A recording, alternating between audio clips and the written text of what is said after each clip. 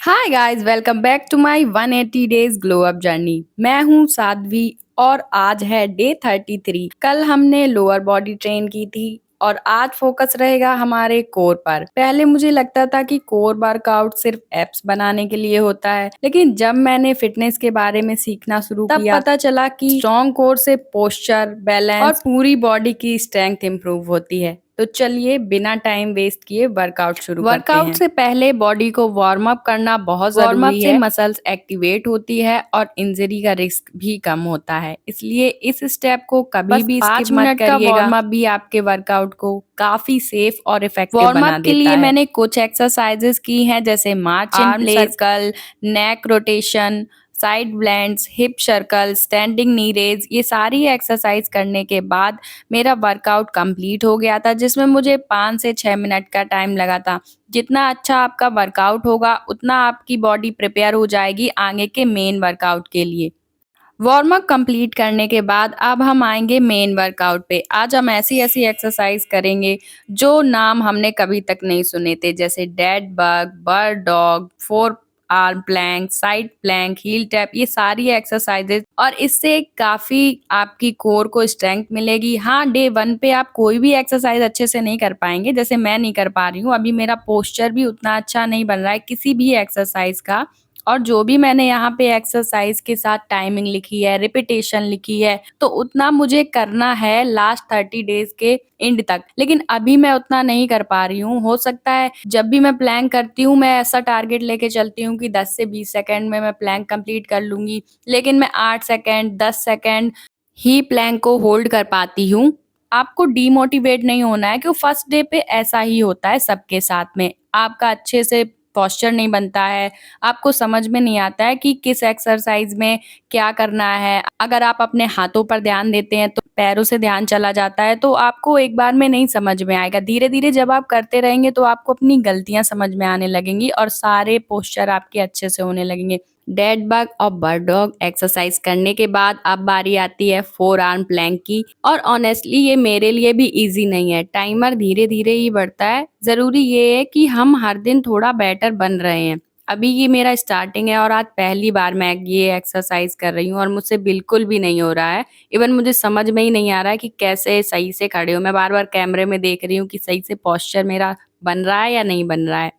भाई, जितनी आसान ये सारी एक्सरसाइज दिखती हैं उतनी बिल्कुल भी नहीं है। आपको 2-2 सेकंड इतने भारी लगते हैं इसमें। अब हम करेंगे साइड प्लैंक। इससे ऑब्लिक और स्टेबिलिटी दोनों पर काम होता है। अगर पोजीशन मुश्किल लगे तो नीज को भी आप नीचे रखकर कर सकते हैं, जैसे मैं यहाँ पे कर रही हूँ। और एक साइड आपको जितना मैंने टाइमिंग रखी है इसमें कि कितने रेपिटेशन लगाने हैं, वो उतने जरूरी नहीं है कि आप उतने ही लगाओ। जितना आपसे हो रहा है कंफर्टेबली उतना करिएगा, क्योंकि भाई ये जो एरिया है ना आपका कमर साइड का, वो इतना पेन होता है, उस जगह इतना दर्द होगा, आपको बहुत मुश्किल हो जाएगा अगले दिन का वर्कआउट करने में। सो प्लीज अपने हिसाब से काम करें, जितना आपसे हो रहा है, आपकी जितनी क्षमता है। एक दिन में कुछ नहीं हो जाता है। आप जब डेली इसको करेंगे, कंटिन्यूटी दिखाएंगे किसी चीज के साथ, तब इम्प्रूवमेंट दिखेगा। अब हील टैप एक्सरसाइज। इस एक्सरसाइज में पूरा फोकस कोर पर रखो, नेक को पुल मत करो और मूवमेंट को थोड़ा सा कंट्रोल के साथ करो, जैसे मैं यहाँ पे कर रही हूँ। जो आपकी हील है वो फ्लोर पे टच होनी चाहिए और आपकी बैक बिल्कुल स्ट्रेटली आपके मैट से टच होनी चाहिए। बीच में स्पेस नहीं होना चाहिए, जैसे कर्व आप बना लेते हो, बिल्कुल फ्लैट आपकी स्पाइन होनी चाहिए। इस एक्सरसाइज को करते टाइम आप फील करेंगे कि आपके पैरों में कोई भी प्रेशर नहीं लग रहा है, जितना प्रेशर है आपके पेल्विक एरिया में लग रहा है।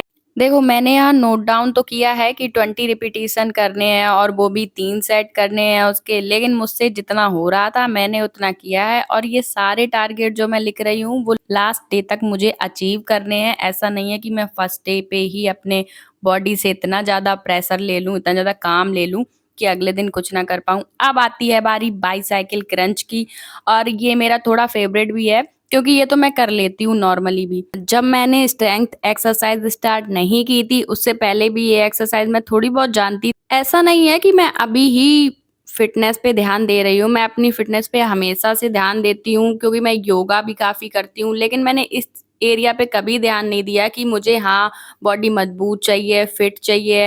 लेकिन मैंने इस पर ध्यान दिया है कि मुझे क्या खाना चाहिए, क्या नहीं खाना चाहिए, कितनी चीज कितनी खानी चाहिए, मुझे कितनी भूख है, इस चीज़ पे मैंने ज़्यादा ध्यान दिया है। मेरा मानना है कि आप जो भी चीज़ खा रहे हो और अगर टाइम पे वो नहीं पच रही है, तब तक आपको दूसरी चीज़ नहीं खानी चाहिए क्योंकि वो आपकी बॉडी में एक वेस्टेज की तरह पड़ी रहेगी और बाहर से तो आप चीज़ फेंक सकते हो निकाल के, लेकिन बॉडी से जो आपने खाया है 6-7 दिन आपको डाइजेस्ट करने में वो चीज़ लग जाती है, इंटेस्टाइन को क्लीन होने में। लेकिन आप पहले से ही डेली-डेली भूख नहीं लग रही है, फिर भी खाना खाए जा रहे हैं, इस पर मैं काफ़ी अपना ध्यान देती हूँ कि क्या चीज़ कितनी देर में पचेगी, तो अब मैं कितनी देर में खाऊँगी। मैंने 21-21 दिन के उपवास भी रखे हैं, अगर मुझे कोई बीमारी हो जाती है जैसे टाइफाइड, मलेरिया तो मैं इन सब चीज़ों में खाने को बिल्कुल स्किप कर देती हूँ। और मैं हर संभव प्रयास करती हूँ कि मेरी बॉडी अपने आप को खुद ही नेचुरली हील कर पाए, मैं कोई भी मेडिसिन ना लूँ, चाहे मुझे जुकाम हो, बुखार हो, मैं बिना किसी मेडिसिन की खुद से ही ठीक हो जाऊँ। बस इसी एक मेथड से कि मैं खाना स्किप कर दे रही हूँ, सिर्फ़ पानी पी रही हूँ और थोड़ा लाइट फूड ले रही हूँ, सिर्फ़ ऐसा नहीं कि दूध पी ले रही भाई, तो फिर से प्रोसेस रुक जाएगी तुम्हारी, दूध को पचाने में भी काफ़ी टाइम लगता है। कूल डाउन कंप्लीट होने के बाद आप ज़्यादा से ज़्यादा पानी पीजिए, मैं एक डाइट प्लान भी बनाऊँगी और आपके साथ ज़रूर से शेयर करूँगी। अब प्रॉपर डाइट बनाना क्यों ज़रूरी है? क्योंकि जितनी भी आप मेहनत कर रहे हैं, एक्सरसाइज़ कर रहे हैं और इसके बाद आपको प्रॉपर प्रोटीन नहीं मिलेगा, न्यूट्रिशन नहीं मिलेंगे, तो आपकी बॉडी धीरे-धीरे वीक हो जाएगी। आपको ये डिज़ीनेस फ़ील होने लगेगी मतलब चक्कर आने लगेंगे, एक्सरसाइज़ करने का बिल्कुल मन नहीं करेगा और बहुत ज़्यादा बॉडी में पेन होगा क्योंकि इलेक्ट्रोलाइट्स भी आपके खर्च हो रहे हैं, पसीना आ रहा है आपको एक्सरसाइज़ करते टाइम। Day 33 complete. मैं परफेक्ट नहीं हूँ, लेकिन हर दिन अपने कल से बेटर बनने की कोशिश कर रही हूँ। अगर आप भी मेरी इस 180 डेज़ ग्लो अप जर्नी का हिस्सा बनना चाहते हो, तो चैनल को सब्सक्राइब करना और वीडियो पसंद आए तो लाइक ज़रूर करना। मिलते हैं डे 34 में एक नए वर्कआउट और नए प्रोग्रेस के साथ। Bye bye.